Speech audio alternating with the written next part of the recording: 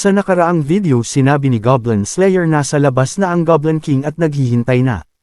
Habang dahan-dawang lumabas si Lin Tian mula sa kuweba, malamig ang kanyang mukha at walang bahid ng emosyon.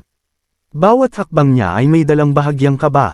Sa labas, nang makita siya ng Goblin King, agad itong lumuhad bilang paggalang. Nanatiling walang reaksyon si Lin Tian. Dumaan lang ang tingin niya sa Goblin King at diretso itong tumitig sa hanay ng dambuhalang mga halimaw na nakatayo sa harapan niya. Isa sa mga halimaw, pagkakita kay Lin Tian, ay tila nagulat. Sa isang malalim at nagdududang tinig, tinanong nito si Goblin King. Bakit ka takot sa kanya? Isa lang naman siyang low-level goblin. Sa kabila ng insultong iyon, nanatiling kalmado si Lin Tian. Tahimik niyang inactivate ang kanyang skill para makita ang stats ng nangungunang halimaw. Name, New Dali, Level, 80, Race, Demon Bull, Class, Berserker, Title, Level 7 Monster Man-Eater, Health, 2,300, Strength, 660, Defense, 700, Skills, Brutal Strength, Horn Attack, Total Combat Power, 3,500. Habang tinitingnan niya ang stats, bahagyang nagulat si Lin Tian. Napagtanto niyang ang mga halimaw na dinala ng Goblin King ay mga nilalang na espesyalista sa pagpatay at pagkain ng tao. Habang nanginginig sa takot si Goblin King, ngumisi ang dambuhalang halimaw. Puno ng pangungutya ang boses nito. Akala ko'y isang Tier 6 Goblin Overlord na ang dahilan ng takot mo pero mahina lang pala. Matapos iyon, nagpatuloy na sa paglalakad ang grupo ng dambuhalang halimaw patungong lungsod, tila walang pakialam kay Lin Tian. Nagmadaling sumunod si Goblin King, pilit ipinapaliwanag sa kanila na kahit maliit si Lin Tian, ang lakas nito ay kasing bangis niya. Pero tinuwanan lang ng pinuno ng mga halimaw ang kanyang sinabi, tila isang kalokohan lang sa kanya ang lahat ng iyon. Habang pinagmamasdan ng eksena, nanatiling tahimik si Lin Tian. Napansin niyang kahit malalaki ang mga halimaw, hindi ganoon kataas ang lakas nila kumpara sa kanya. Pero umaasa siyang sapat ang laki ng mga ito para magdulot ng kaguluhan sa lungsod, at doon niya kukunin ang kanyang pagkakataon. Sa City of Light, matapos ang nakaraang pag-atake ng mga goblin, mas pinatindi pa ang seguridad. Sa matataas na pader ng lungsod, hindi nagpapahinga ang mga knights sa pagpapatrolya. Tense ang kanilang mga mukha, dala ng sunod-sunod na pag-atake, kahit pa may proteksyon sila mula sa Sword Saint. Sa di kalayuan, dumating na ang Goblin King kasama ang kanyang hukbong halimaw. Tahimik silang nakatanaw sa lungsod. Mabigat ang tono ng Goblin King nang magbabala. May isang napakalakas na babae sa loob. Mag-ingat kayo, ngunit tumawa lang ang mga halimaw, walang pakialam. Isa sa kanila ang gumgrowl, gutom na gutom ang tono. Mas malakas, mas masarap.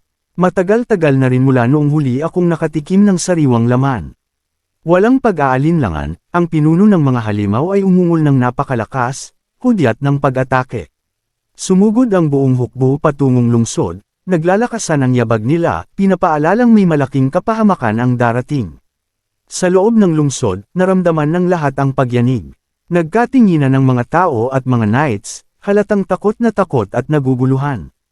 Akala ng iba'y lindol, pero maya-maya lang, napansin ng mga bantay sa pader ang mga dambuhalang nilalang na papalapit. Tumunog ang mga babalang tambuli, kumalat sa buong lungsod ang nakabibinging tunog. Sa sobrang laki at nakakatakot na anyo ng mga halimaw, agad na nagpanik ang mga knights, sumisigaw sa mga tao na tumakbo at lumikas. Walang nagawa ang pader at ang depensa ng lungsod laban sa dambuhalang mga halimaw. Kumalat ang kaguluhan, sigawan ng takot, iyakan ng kawalan ng pag-asa, at pagguho ng mga gusali ang umalangaw-ngaw.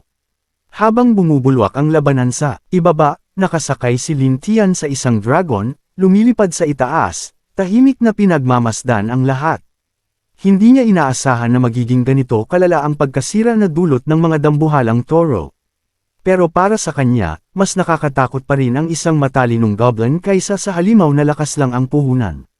Basta't magtagumpay ang mga hayop na ito sa pagsakop sa City of Light, kampante si Lin Tian na madali niyang makukuha ang kontrol sa lugar. Nagpatuloy ang pagwasak. Maraming inosenteng tao ang walang awa na pinatay at kinain ng mga halimaw na gutom na gutom.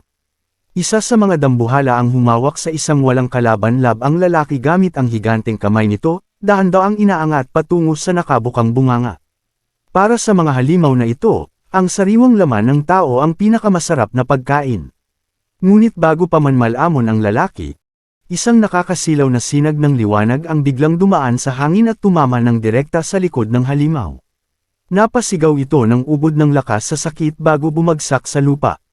Isang malalim na hiwa ang lumabas sa likod nito, umaagos ang dugo sa dami na parang ilog. Patay ito agad. Nanghihina sa takot ang lalaking muntik ng mamatay. Nanginginig siya habang dahan-daw ang lumingon sa direksyon ng pinanggalingan ng liwanag. Sa kanyang mukha, mabilis na pinalitan ng pag-asa at tuwa ang matinding takot. Dumating na ang grupo ng Sword Saint. Nang makita ni Austin ang dami ng mga dambuhalang halimaw sa harap niya, hindi siya makapaniwala. Habang sinusuri ang magulong labanan, agad niyang napansin si Goblin King, ang lumabas mula sa Great Tomb. Hinala niya, doon din galing ang mga halimaw na ito. Sigurado si Marshall na si Goblin King ang utak ng lahat ng ito. At ang tanging paraan para pagbayarin siya sa lahat ng pagkawasak, ay patayin siya ngayon din. Samantala, ramdam ng Sword Saint ang bigat ng pagkakamali niya sa nakaraan, ang pagpapalaya kay Goblin King.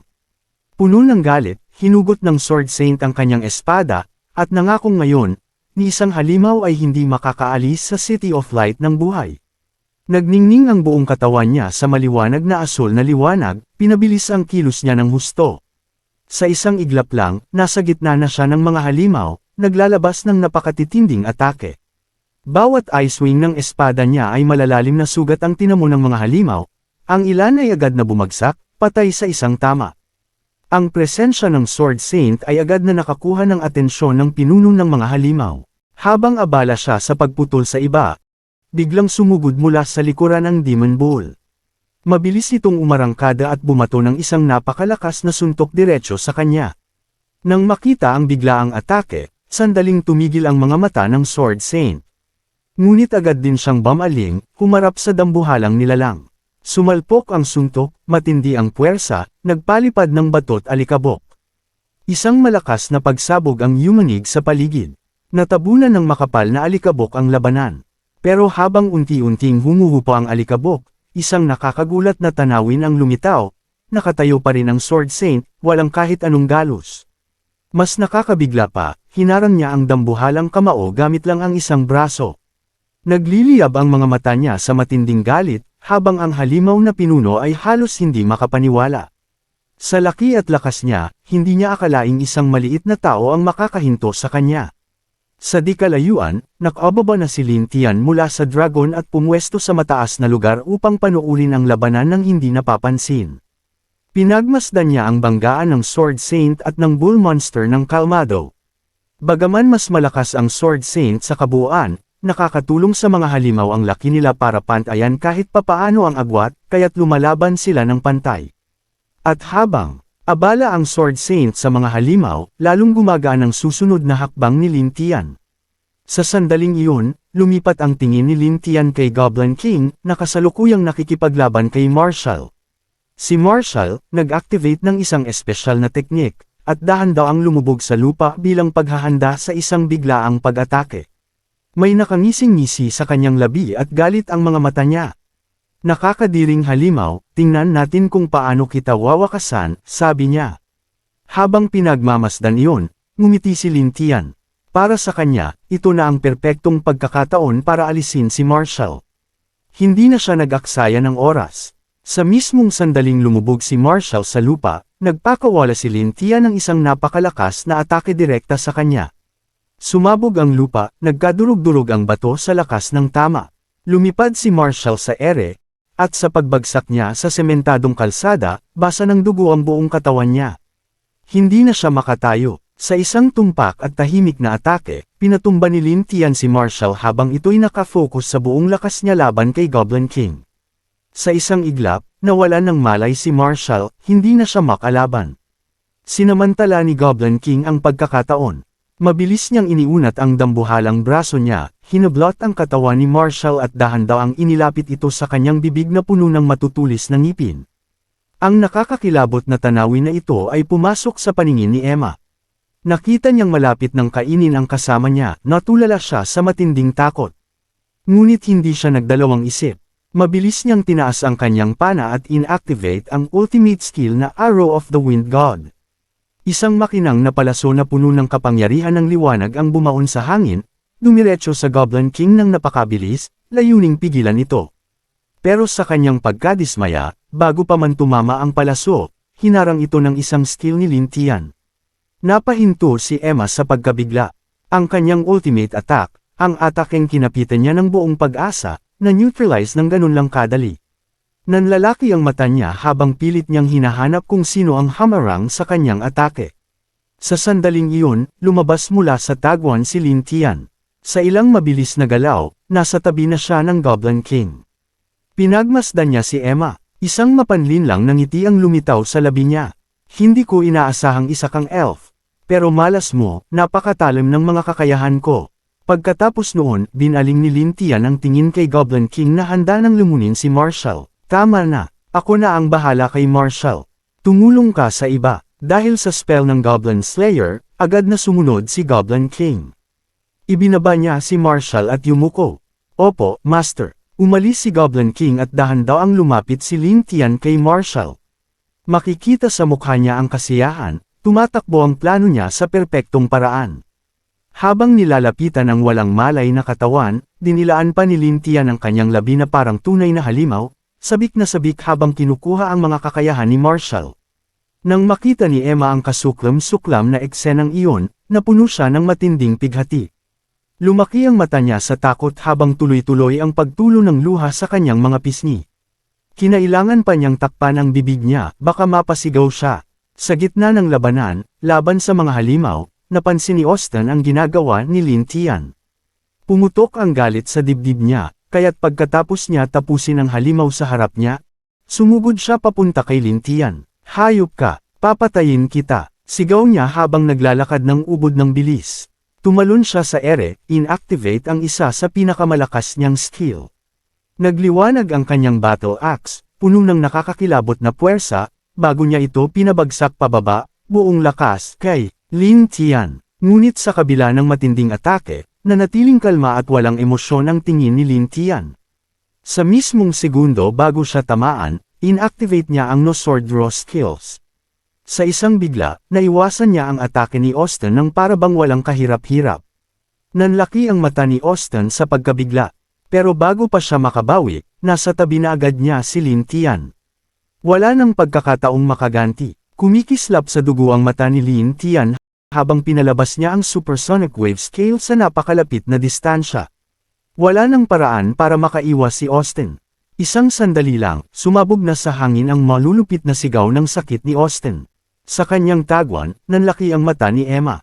Tuloy-tuloy ang pag-agos ng luha sa kanyang mukha. Hindi siya makapaniwala sa nakita. Dalawa sa kanyang pinakamalalakas na kasamahan, nawala agad sa isang iglap. Pero mas nakakatakot pa kaysa sa halimaw na nilalabanan nila, ay si Lin Tian mismo. Siya ang tunay na halimaw. Walang awa, walang puso. Hindi maunawaan ni Emma kung paano naging ganito ang lahat. Paano natalo agad si Austin, ng isang goblin lang. Matapos maabsorb si Austin, sumandal si Lin Tian sa sirang pader, nagpahinga saglit habang tinitingnan ang kanyang stat. Level 75, Combat Power, 3,200. Hindi siya makapaniwala, 2 tao lang, dagdag 5 agad ang level niya. Ang bilis ng pag-level up ay nakaka-addict. Dahil sa sobrang kasiyahan, sandaling nawala ang focus niya. Emma, samantala, nagsimulang mag-ipon ng enerhiya muli. Ultimate skill, Arrow of the Wind God. Sa isang iglap, tumama ang palaso sa dibdib ni Lin Tian, diretso. Napasigaw siya sa sakit. Nang lingunin niya ang pinanggalingan ng atake, nakita niya ang isa pang palasong dumarating. Agad niyang ginamit ang no sword draw skills, at nawala siya sa dating pwesto sa isang kisapmata. Pagkaalis niya, bumagsak ang sunod-sunod na palaso sa lugar kung saan siya kanina. Kung natagalan siya kahit kaunti, patay na siya. Napatingin si Lin Tian sa lupa. Nanginginig ang katawan niya, muntik na siya. Sa tuktok ng isang sirang watchtower, patuloy sa pagpapaputok ng mga palaso si Emma. Determinadong patumbahin si Lin Tian at ipaghiganti ang mga kasamahan. Sa puntong ito, si Lin Tian ay wala ng tigil sa pag-iwas. Ang bawat hakbang ay mahalaga, isang maling galaw, patay siya.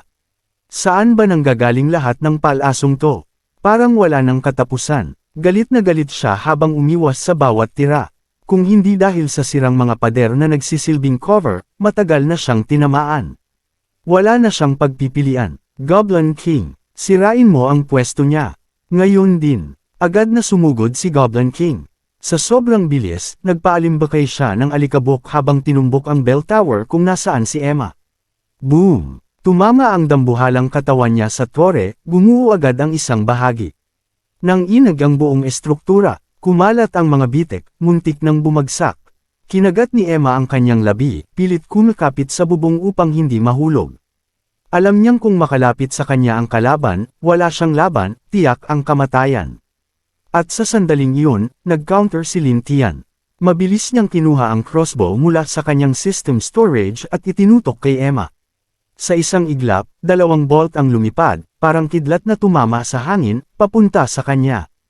Maraming salamat sa panunood. Kung nagustuhan mo ang video, huwag kalimutang mag-like, mag-subscribe, at i-click ang bell icon para updated ka sa mga bagong kwento.